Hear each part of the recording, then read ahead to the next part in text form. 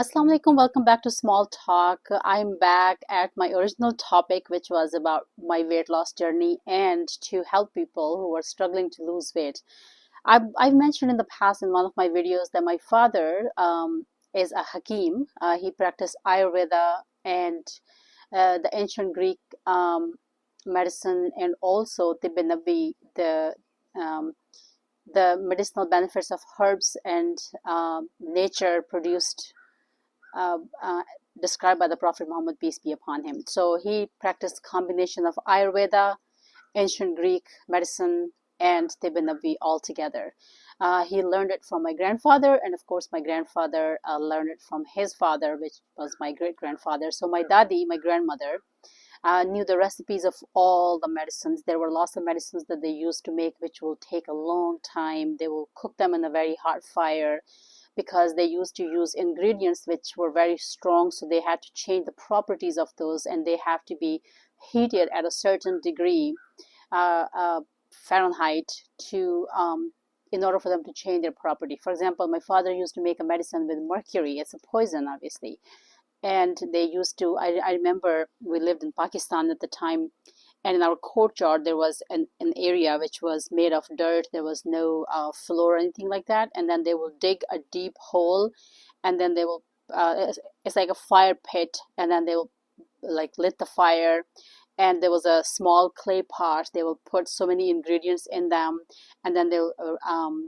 close it tightly with the clay, and they will cook that in that fire pit overnight. And the fire had to be at a certain degree, so we had three people sit all night, make sure the fire doesn't go down. It has to stay at a certain level in order for them to cook that medicine, all the ingredients in that medicine, in order for them to change the properties so it's beneficial, which was amazing. At the time we didn't think it was amazing because it made the house too hot. It was summer season, so, and we used to live in the gaon, and it was open courtyard, and then you have charpai out there, and then you're sleeping in a fan. There's no AC, and then on the side there's this fire pit burning all night, which did not help.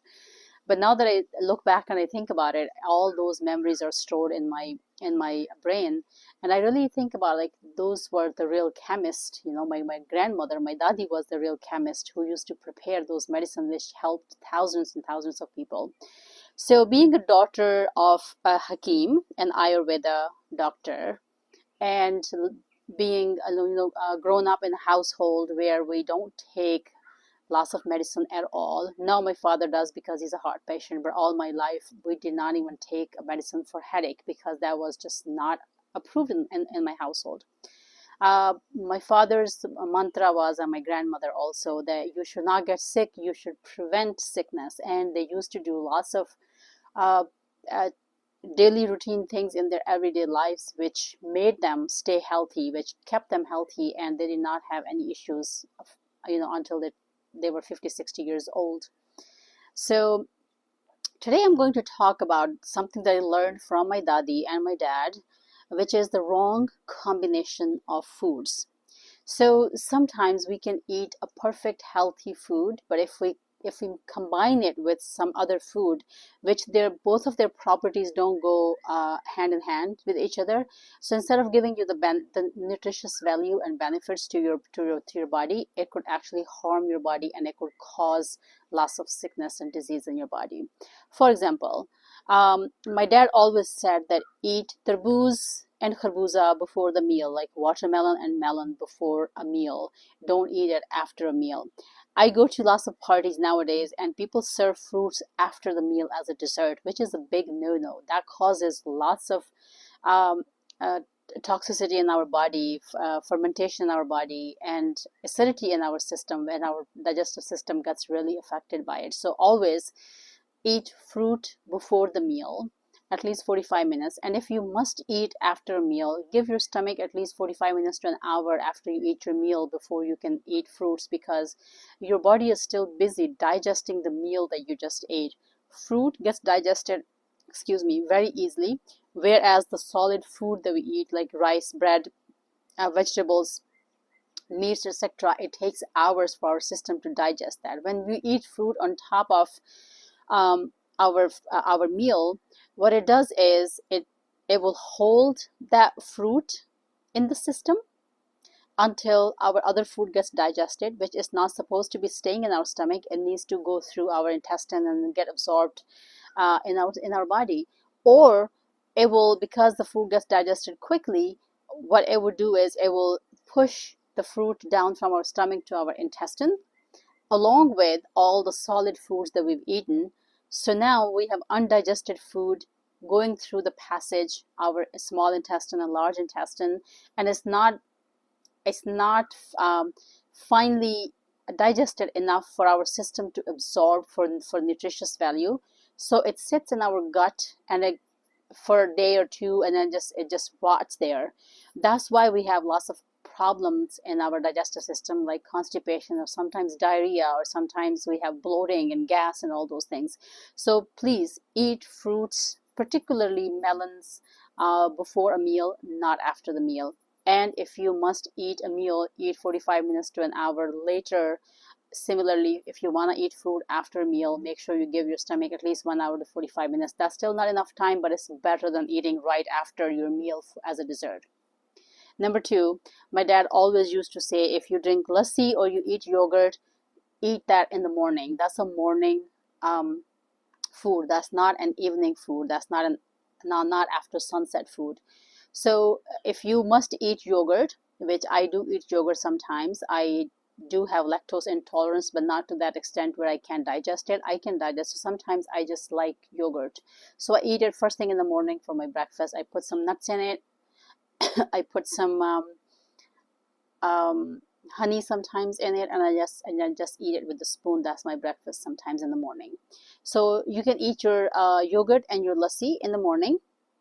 Again, also the second thing that my father used to say, don't eat your fruits with dairy. कि किसी भी जानवर के दूध, लस्सी, दही के साथ आपने कोई fruit mix करके नहीं खाना. So these smoothies that we make, yogurt based or milk based smoothies with lots of fruits and vegetables in it, that's a big no-no in Ayurveda. You're not supposed to mix the fruits with dairy.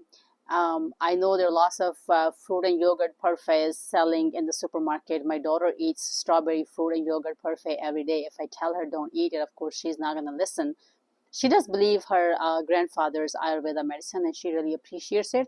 She actually said once that I want Nana Abu to teach me how to make those medicine, because that's something that I want to practice when I'm done with my studies. And I told my dad he has multiple books where he writes all his recipes, and all his nuskhas are in those books, but he knows most of them by heart.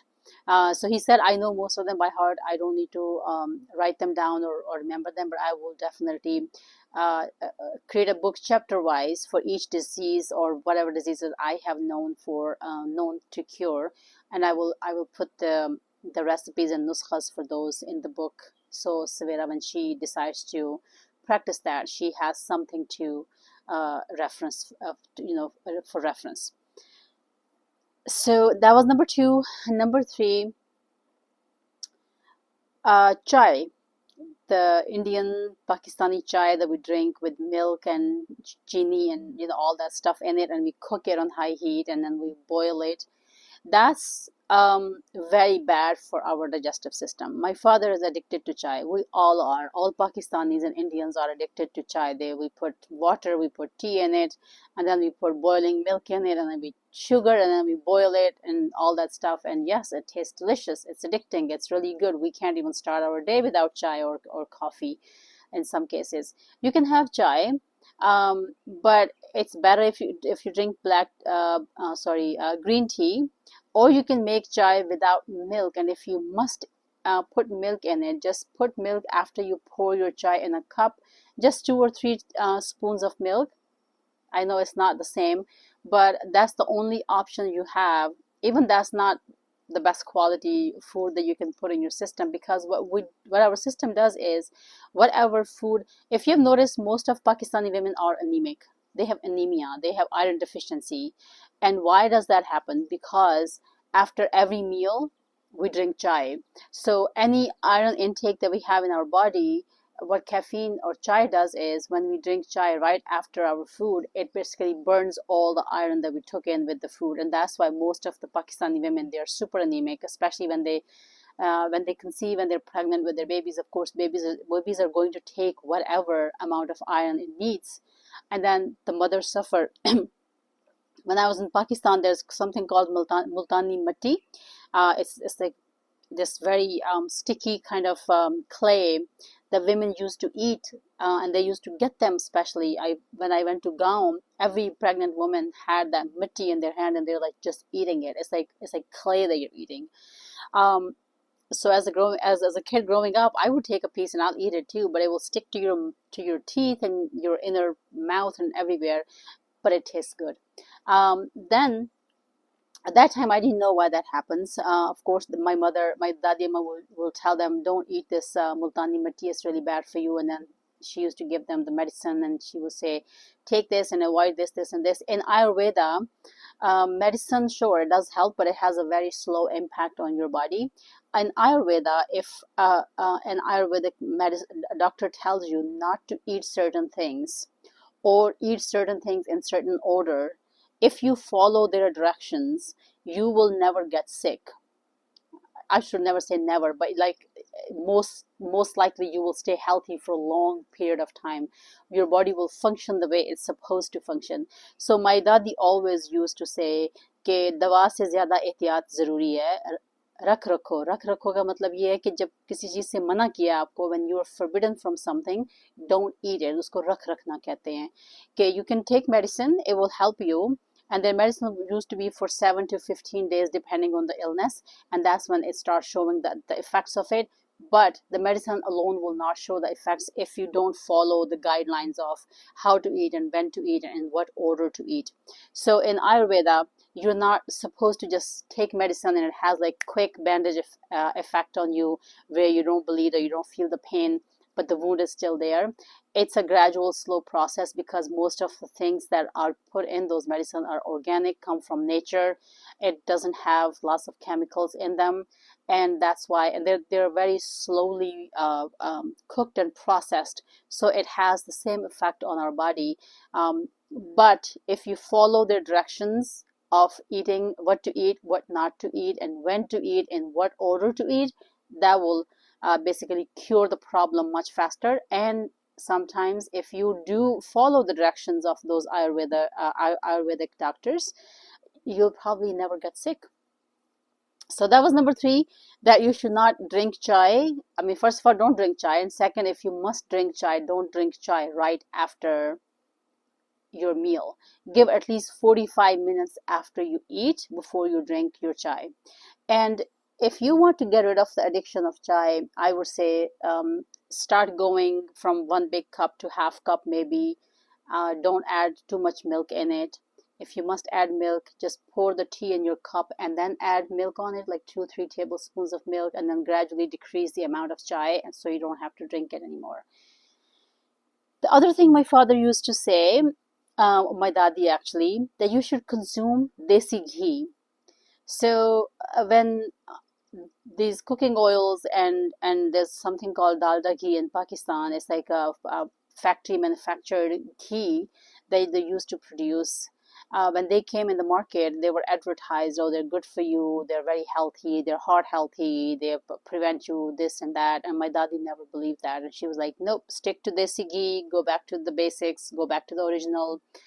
Allah Ta'ala has given us the perfect balance in our diet from nature, so why go and buy those things? Of course, desi ghee is very expensive in Pakistan, not everybody can afford it.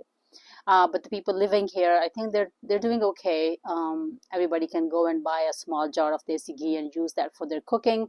My dadi used to mix desi ghee in her kahwa in the morning. She would make chai without milk. That's allowed, by the way. And she would put 1 teaspoon of sugar, and then she'll put 1 big tablespoon heapful of desi ghee in it, and she will drink that in the morning. She would also, I mean, I haven't seen her do this, but my mother told me that when she first got married, my daddy was quite young at the time, and my daddy used to take desi ghee and sniff it with the straw from her nose, and she said it makes your brain smart. आपके दिमाग को तरी देता है. तरी देता है mean it keeps it moist and it keeps it lubricated. Your brain doesn't get dry. And she was very old when she died. She had perfect eyesight. She had perfect health. She kept doing everything by herself. She did get paralysis at the very late age, but that was for other reasons. She had some very tough life at the end of her life. So she was under a loss of stress, which caused her loss of damage to her body. But other than that, we used to go to Gaon, and she was quite old, and she would be doing all the work in the house by herself. She would cook for us. She would do the dishes. The lady who used to come and help her out, she would just ask her, "Ke wo mirch la do, sabzi dho ke la do," and that's it. But she will do everything by herself. She was very active, mashallah, until very end of her life. So she used to take care of herself with natural products, things that come from nature. The very important thing that my father and my daddy used to do and tell me, when you wake up in the morning, take off your shoes, walk bare feet on the ground for 25 minutes at least every day. If you don't have 25 minutes, walk for 15 minutes. And they said nature, the earth has the ability to recharge your body. We get so much energy from the earth when we walk bare feet. So many of our sickness and our diseases get cured because earth has certain kind of charge that our body needs. So my dad every morning, and my one of my uncle, my pupu's husband, every night and every morning after breakfast and sorry, before breakfast and after dinner, he used to take off his shoes, and they had a lawn in their house, in the back of their house, and he used to walk in that lawn every day for good 25 to 30 minutes in the morning and at night before he went to bed. And he had a very healthy life until he died. So that was that. Next thing is that you should not mix fruits with vegetables. So it's a wrong combination. Again, as I said earlier, fruits get digested pretty quickly. Vegetables take long time to digest. So it does the same thing to our body. When you mix fruits with vegetables, of course, then your fruits want to go into the small intestine and large intestine, but then your vegetables are not digested yet. So now what it does is either it's going to push everything down to your large and small intestine, and now your vegetable, none of the nutrients are there to be absorbed in your body, or it's going to keep all the fruits in your stomach until the vegetables are digested and then push everything, but then the fruits are going to sit there and they're going to rot. And that's why you feel acidity sometimes and reflux and gas and bloating in your stomach when you eat lots of fruits and vegetables. Raw sabzi, so kachi sabzi jo hoti hai, don't eat too much of it. You can have some kachi sabzi, for example, turnips, beetroot, again, the same sabzi that you find in Gaon very easily, that's grown in the farm, which is beetroot, turnip, maybe carrots, cucumbers, and radish. Those are the sabzis that you can eat raw, and they will help you. But like these leafy green vegetables, don't eat them raw because they are the home to pesticides and parasites, and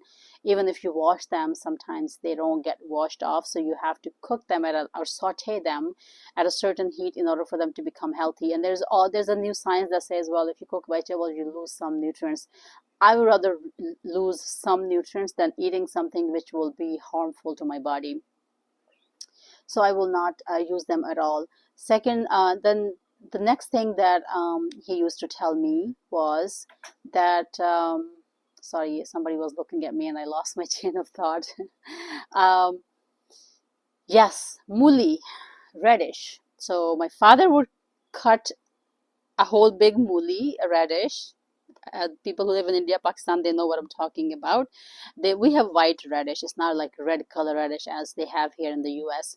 So, and it's long. So he would take the muli, he will peel it off, he will chop it in small slices, and then he would take the leaves of the muli. So at the tail, it's like a long, like carrots. It's long in shape. It's white in color, and then there's like a leaves at the tail.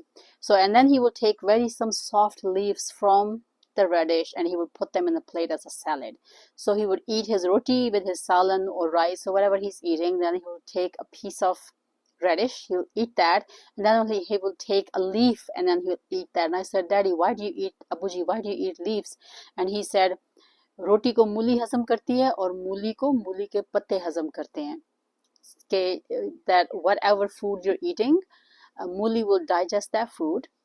Mooli has those properties, or radish has those properties, that when you eat it with your food as a salad, it helps you digest your food. So the radish helps you digest your food, and the leaves of the radish helps you digest the radish. So those are the combination that he used to make with his meal. And that's how, again, use lots of herbs, like for example, ginger and garlic. Garlic is a very good vegetable that you can choose. It has lots of medicinal benefits. It's very good for your stomach, lots of antioxidants in them. So use lots of ginger in cauliflower particularly. My dad used to say, don't ever gobi kabhi bhi अदरक के बगैर नहीं पकाना चाहिए, because अदरक जो है वो बादी होती है, means it's gassy vegetable. So you don't want to cook your cabbage or cauliflower without ginger. So you have to take a big chunk of ginger, piece it, or slice it into small slices and put it in your cauliflower when you cook it. Similarly, bhindi, you don't put lots of sorry, not bhindi, tori. Tori is like squash, zucchini. I have to find the alternatives in Urdu and Hindi and English. So zucchini, again, is very gassy, very body. So you have to put ginger in it, some zira in it, the cumin seeds when you cook it, and pisawa garam masala, like you take zira, black pepper, cloves, some coriander, and then you grind them and you put that in it as your spice, so it doesn't give you lots of gas and bloating. So these are the combination of spices and foods that used to take place in my house in order for us to prevent from different effects of the food on our body. Similarly, rice. Put lots of zira in your rice. When you make pulao or biryani, just make sure you put a little bit extra cumin seed in your rice, because again, rice is very gassy as well. It gives you lots of bloating because it's basically empty carbs that you're consuming. So when you put lots of zira in it and lots of masalas, it actually helps you to reduce the effects of this bloating and reflux and all those stuff. And then he used to say karela. That's important. So bitter gourd, that's what it's called in English, I guess. So karela, those people who live in India and Pakistan, they know what I'm talking about. So karela is a sabzi. It's very bitter in taste. Usually the karela is cooked with mutton. Mutton is like lamb or goat meat. Sometimes karela is cooked with just onions. So you peel off the karela, you squeeze all the bitter water from it, and then you fry it in ghee or oil, and then you put all the spices, lots of tomatoes in it, and it's a delicious vegetable that you can eat with roti. But it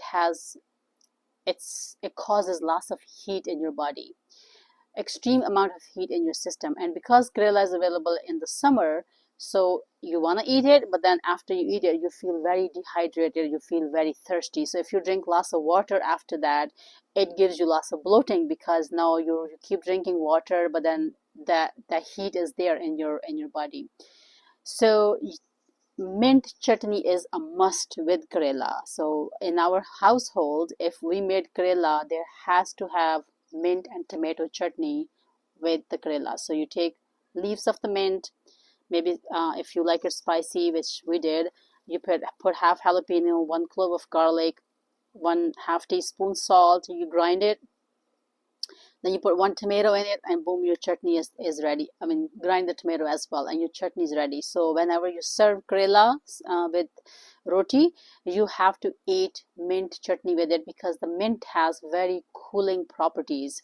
It doesn't cause lots of heat in your system, so it will kind of balance the heat of the karela inside your system. So then when you eat chutney, mint chutney with it, you don't feel as dehydrated, you don't feel as thirsty, and as a result, you don't drink lots of water, because if you keep drinking lots of water, sometimes you get cholera. It actually happened to me once. I came home from school, My mother had made Karelas, and it was my day of doing the dishes that day. My mother never believed in having a maid when I was younger. She thought, I have daughters, they should be doing all the work, we don't need a maid.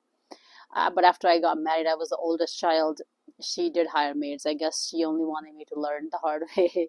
So it was my job to do the dishes. So when I came back from school, I ate my food, roti with karela and mutton ka salan, like goat and karela was cooked. And I did not eat chutney with it because there was no chutney left because I came home late. So everybody else had eaten the chutney. And my mom said, I can make chutney. I said, no, it's okay. I'll just eat my roti and I'm good. And there was lassi. It was noon times. It was summer. So there was lassi with ice and sugar in it. After my food, I drank a glass of lassi. And I was gonna go to sleep, and when my mom said, "Do the dishes first because I have to make afternoon chai, so the dishes are clean, and then you can go to sleep." I said, "Okay." So I was doing my dishes, and there was a pot that I had to cook after all the small dishes, and I didn't want to wash it because I was not feeling right. There was something going on with my body. I was feeling tired, lethargic, and I feel like my body is achy and I'm just getting feverish. But I was scared that if I put this pot away, my mom would yell at me. And I kept doing the dishes, but then I put the soap and I was rubbing the pot and then I just put it away because I couldn't do it anymore. And I went and I lay down. There was a charpai in our courtyard. I lay down there and suddenly I started throwing up.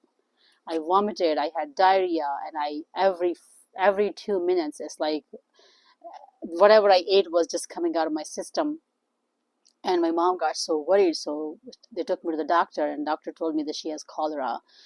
Cholera is a disease when you have the wrong combination of food mixed together, it could cause it could upset your stomach and it could cause cholera. So be very careful what you eat in the morning, what you eat at night.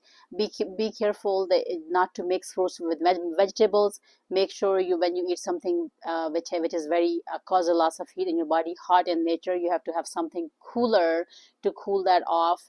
But again, don't drink lassi after karela or don't eat tarboos after karela because lassi and tarboos both have cooling effect, but it's the wrong combination with the karela sabzi. You must eat mint chutney with it.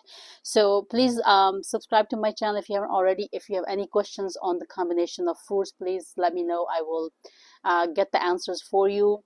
If you feel like you eat something and it causes certain types of problems in your body, please do let me know. I'm not an Ayurveda doctor, but I know enough being grown up in the household where Ayurveda was widely practiced. I pretty much know almost every combination of food which you should or shouldn't do. I would love to help you all. Give my video a thumbs up, subscribe to my channel. Until next video, Allah Hafiz.